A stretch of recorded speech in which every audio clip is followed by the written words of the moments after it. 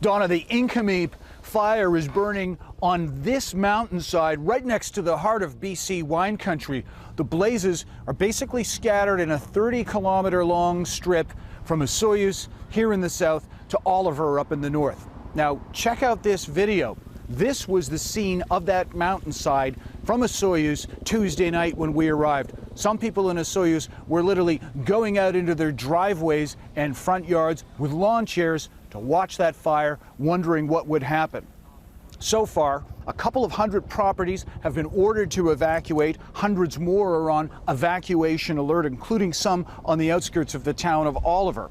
Now, all of this is happening, of course, right at the peak of the summer tourist season. So many of the evacuees are vacationers who had to leave campgrounds. Some of them have been making the best of it. They've relocated to parking lots in Osoyoos. We spoke to some of them. Here's how they described their experience. When the fires were happening, we didn't like what we saw on Monday night. Our neighbors at the campsite, we made a decision to get out. So we trailered our boats, hooked up everything, got the RVs all hooked up and packed up, and we got out after midnight on Monday. We're watching, we're hoping that everything's going to be okay. But like I said yesterday, when that wind changes, the fire could be right back here. So you might be able to hear that chopper in the background for about the past hour or so. It's been working the fire, skimming water from Lake Osoyoos and then dropping it on some of the hot spots.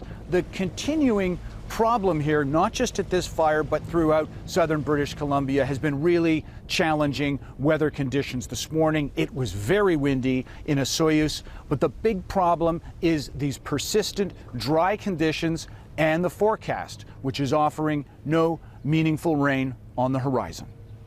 Donna? All right, Paul Johnson in Osoyoos, BC, thanks. The military is also deploying to Manitoba to help battle fires in that province. The federal government says up to 120 specially trained personnel will be sent to build fire lines and extinguish hotspots. Nearly 140 active wildfires are burning across Manitoba. The fire situation also remains severe in northwestern Ontario. Yesterday, 81 new forest fires were confirmed. Many were sparked by lightning. Several First Nations in the area have been evacuated. What is happening from Ontario to BC is another reminder of the impact climate change is having on how and where we live. Scientists warn it will only get worse. Eric Sorensen reports on the fire dangers in the years ahead and what can be done to mitigate the risks. Canada has a quarter of the world's boreal forests, a storehouse of potential fuel for wildfires. It means Canadians are among the most vulnerable to a climate that is warming. British Columbia has only declared 4 states of emergency in its history of fighting wildfires, but 3 have come in the last 5 fire seasons. This is a graphic reminder of how climate change is with us, not just intermittently, but all the time. 2017 was one of the worst years in BC. More than 1 million hectares burned. 65,000 people were evacuated from their homes. 2018, another province-wide state of emergency. Fires that cost $650 million to suppress.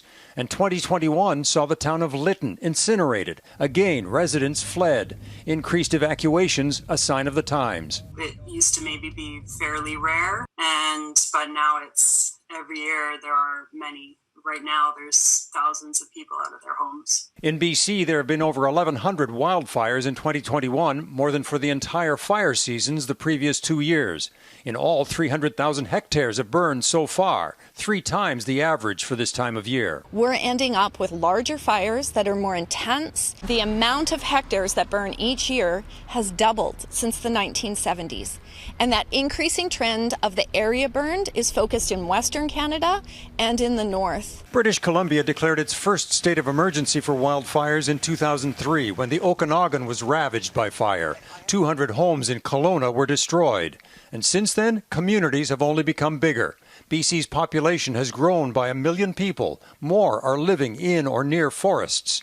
An expanding wildland-urban interface will bring greater risks and costs for British Columbians. We're seeing more people in flammable landscapes. If we just keep doing what we're doing, suppression resources are already overwhelmed.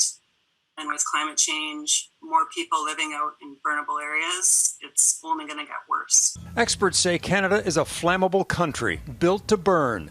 With population sprawl and climate change intersecting in our forest landscape, Canadians will need new strategies to learn to live with fire. Eric Sorensen, Global News, Toronto.